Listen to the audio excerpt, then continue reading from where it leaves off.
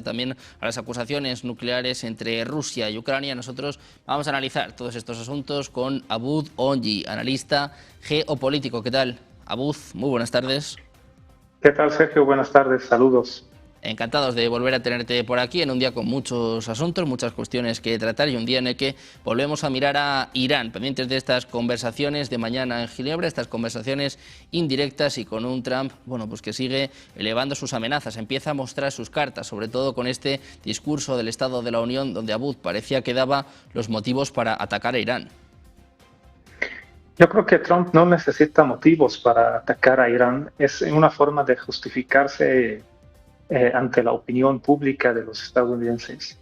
Sin embargo, si nosotros analizamos la decisión de atacar a Irán, no depende de una enemistad histórica que tienen o que aparentemente tienen. Sin embargo, depende de la situación en la cual se encuentra Donald Trump hoy en día. Una situación de estancamiento con diferentes asuntos que no ha podido darle salida. Es decir, vimos justo la semana pasada sus temas de aranceles y los límites que está poniendo la misma estructura de administración pública de los Estados Unidos de América para la aplicación de estos aranceles. Y luego, con un tema de cierto grado de berrinche, Donald Trump toma la decisión de aplicar el 10% de aranceles a todos los países del mundo, lo cual también es una decisión que va a tomar su curso dentro de ese sistema robusto de administración pública que tiene el país. Si nosotros vemos todo esto y analizamos también todo lo que está sucediendo en el campo internacional geopolítico, vemos que Estados Unidos ha llegado a un punto donde la política, la misión, la visión de Donald Trump que ha lanzado desde el inicio de su llegada a la Casa Blanca y antes desde el tiempo de su candidatura, de ser el presidente de la paz, de ser el presidente que establece la paz y apaga las guerras en el mundo, quien va a regresar con la salvación de la economía de los Estados Unidos. Evidentemente, él empezó su mandato tomando esas medidas, tratando de seguir mostrando que su finalidad, su objetivo es parar las guerras y mantener una economía fuerte de los Estados Unidos a través de una política arancelaria y de una política exterior económica basada en el interés de los estadounidenses en primer lugar. La presión internacional, incluyendo todos los gastos que ha involucrado Joe Biden al gobierno de los Estados Unidos en su mandato, han dejado a Trump prácticamente sin ningún margen de maniobra. Intentó con el tema de sus aranceles, intentó con la negociación con diferentes otros países. También incluyo aquí el tema de Venezuela, Sergio. No hay que olvidar que lo que ha pasado con Venezuela es una forma de tomar medidas o tomar poder económico sobre las fuentes energéticas de aquel país. Incluyendo todo esto, vemos que Donald Trump está un poquito inquieto. Entonces necesita moverse más, necesita fortalecer todavía más su economía y probablemente la economía de guerra es lo que se necesita hoy en día. Entonces, la justificación que él busca para atacar a Irán es una justificación ante la sociedad. Sin embargo, creo que la decisión está tomada. ¿Cuál es la evidencia de lo que estoy diciendo?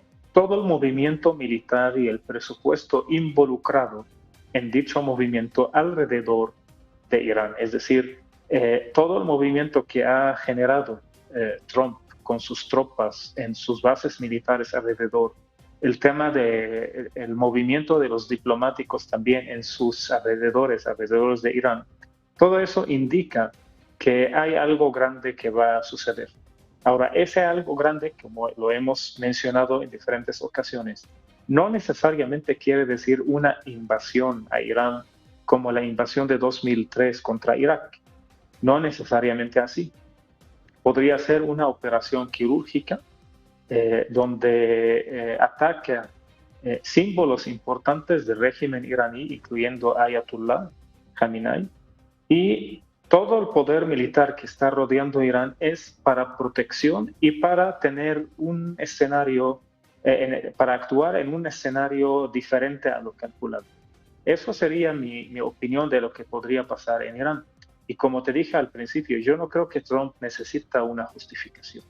Trump está tratando ahí con un enemigo de los estadounidenses, un enemigo de Estados Unidos más bien, que se ha mostrado así durante muchos años, ¿no? O sea, desde diferentes administraciones se vende esa idea de que Irán es el enemigo número uno de Estados Unidos. Yo no lo creo a detalle porque hemos visto señales en el siglo pasado, a final del siglo pasado y a inicios de este siglo, donde hay decisiones de Estados Unidos en la región que favorecían a Irán, incluyendo la guerra de Irak en 2003. Entonces, esa justificación va más allá de simplemente decir, pues necesito un pretexto para atacar. Yo creo que todo el movimiento que ha hecho Trump no tiene vuelta atrás. Es decir, sí o sí va a haber algo, porque si no, estaría él en un problema para justificar el por qué ha hecho tanto movimiento militar en la región sin ninguna razón. Trump, su política, su estrategia, como siempre, es generar ese ruido mediático, ese ruido que preocupa a los países, lanza lo que yo llamo bombas mediáticas para ver cómo reaccionan los gobiernos, cómo reaccionan los países, pero al final hay un plan que él está siguiendo desde el inicio. También aquí hay que tomar en cuenta, Sergio, la situación de Israel. Israel también ha llegado a un punto donde no vemos un avance significativo dentro del territorio de Gaza. Parece ser que ese conflicto no se ha acabado, pero tampoco está avanzando. Una situación rara, una situación parecida a lo que está sucediendo entre Rusia y Ucrania.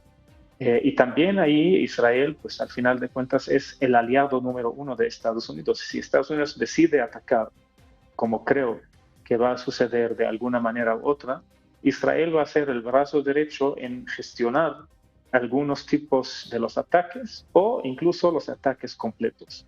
Podemos ver que Israel podría ser el actor número uno y detrás Estados Unidos, o al revés, que Estados Unidos sea el primero en atacar e Israel entre ahí para ayudar.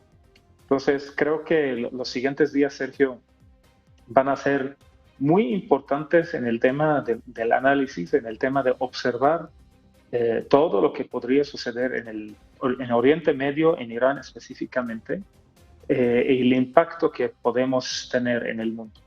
Eso es algo definitivamente no va a llegar a un punto pacífico. ¿Por qué? Porque los actores están en esta situación donde no pueden darse la vuelta y regresar como si no ha sucedido nada. Entonces creo que en los próximos días se va a aclarar más esta situación y ¿por qué no? ¿Por qué no imaginar que habría alguna sorpresa como todo lo que ha hecho Trump desde su llegada a la Casa Blanca? Bueno, pues muy pendientes de Trump y de estas tensiones con Irán. Quiero preguntarte también por la guerra en Ucrania. Ya se cumplía su cuarto aniversario y tuvimos una noticia importante. Rusia acusaba tanto a Francia como a Reino Unido de querer suministrar armas nucleares a Ucrania. Te quiero preguntar por esto, Abud, ¿qué te parecen estas acusaciones y cómo podrían afectar también a estas negociaciones, a esta mediación que está llevando a cabo el propio Trump? Es una acusación grave desde mi punto de vista porque pone a Europa una vez más en un enfrentamiento directo con Rusia. ¿Y por qué digo directo? Porque sabemos que varios países de la Unión Europea, algunos más que otros, han demostrado su apoyo a Ucrania durante este conflicto y antes de que empiece ese conflicto, lo que como bien dijiste duró ya casi 4 años. Sin embargo, la situación aquí es muy grave porque yo no sé por qué siguen los líderes europeos confiando en Donald Trump. Es decir, desconozco realmente ese motivo porque Donald Trump es capaz de vender sus aliados a cambio de sus intereses económicos. Cuando digo sus intereses, no me refiero a sus intereses personales, sino los intereses de la economía de los Estados Unidos. Está más que claro, Sergio, que Trump ha pactado con Rusia. Desde el inicio, desde su regreso a la Casa Blanca, todos los movimientos que ha hecho Trump no las podía hacer sin tener un acuerdo pactado con Vladimir Putin, incluyendo la operación que hizo en el caso de Nicolás Maduro, incluyendo todo el movimiento que está haciendo contra Cuba. Cuba hoy en Latinoamérica está siendo un país prácticamente limitado en todo el sentido de la palabra.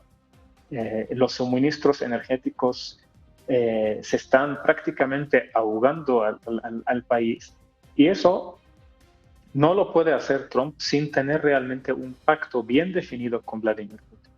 Entonces, en este caso, yo no pensaría que Trump, si está negociando algún tipo de acuerdo de paz entre Rusia y Ucrania, yo no pensaría en ningún momento que él va a arriesgar sus alianzas con Rusia y sus alianzas con China para fortalecer los líderes europeos que siguen aferrados a enfrentar a Vladimir Putin.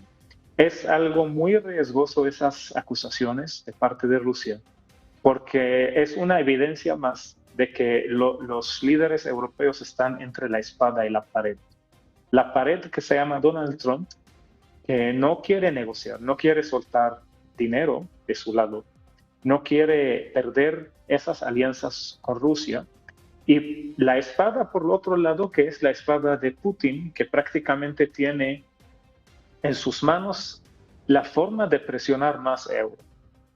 Hablando de los suministros energéticos en primer lugar y hablando de la fuerza militar. Entonces es algo riesgoso lo que están haciendo algunos líderes de Europa.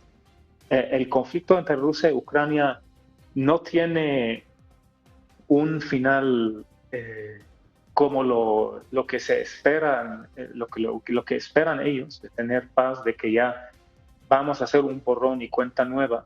Eso no va a suceder, porque esa cuenta nueva implica cambios en Ucrania, implica un nuevo gobierno en Ucrania y implica una nueva estructura del gobierno ucraniano que no esté tomando una postura contra la Federación Rusa. Entonces, si nosotros vemos esas alianzas que tiene Trump, y ojo aquí, y insisto, a pesar de que suena un poco raro el concepto, pero tenemos que alejarnos un poco de la visión poética, mediática, en el tema de pensar de que Rusia y Estados Unidos son enemigos eternos y de que China también es un enemigo eterno. Eso no es cierto, porque es relativo. ¿Relativo en qué sentido? En que China sí podría transformarse a un enemigo para Estados Unidos si se mete dentro de los territorios que Trump buscaría controlar, incluyendo Latinoamérica, incluyendo los mercados en Latinoamérica. Trump está tratando de negociar todo de una manera dividiendo al planeta en dos polos o más polos, en un mundo multipolar, donde cada polo de estos tiene el poder absoluto en una región específica. Él quiere el poder absoluto en todo el continente americano, y China y Rusia lo está dando. Lo está dando a cambio de que ellos tengan el poder en sus regiones. Por eso insisto en que no entiendo en verdad cómo puede ser que los líderes europeos siguen creyendo que Trump podría negociar a favor de Europa, o en algún momento, si en verdad ellos se quedan enfrentando a Putin, que Donald Trump los apoye o se pone a su lado. Eso jamás va a suceder. Entonces, yo espero que esas negociaciones, entre paréntesis, que está haciendo Trump, llegan a una configuración nueva de Ucrania, porque es lo que él está buscando y lo ha dicho en diferentes ocasiones. Una configuración de Ucrania que permita una paz con Rusia. Es decir, él va en un sentido completamente diferente del sentido de discurso de los líderes europeos.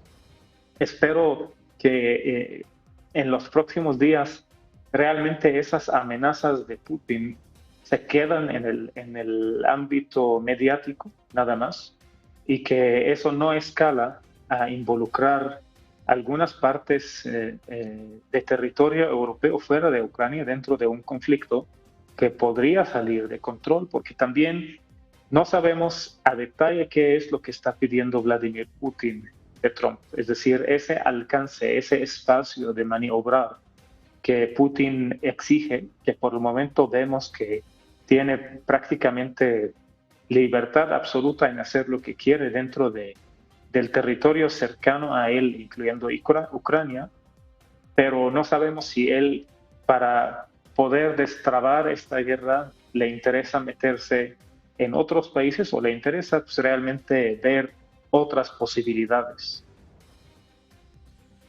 Bueno, pues veremos qué sucede con Ucrania, veremos también qué se extrae de esta reunión de mañana en Ginebra. Abuz, muchísimas gracias por estar con nosotros, un placer. Encantado, Sergio, Buena como tarde. siempre.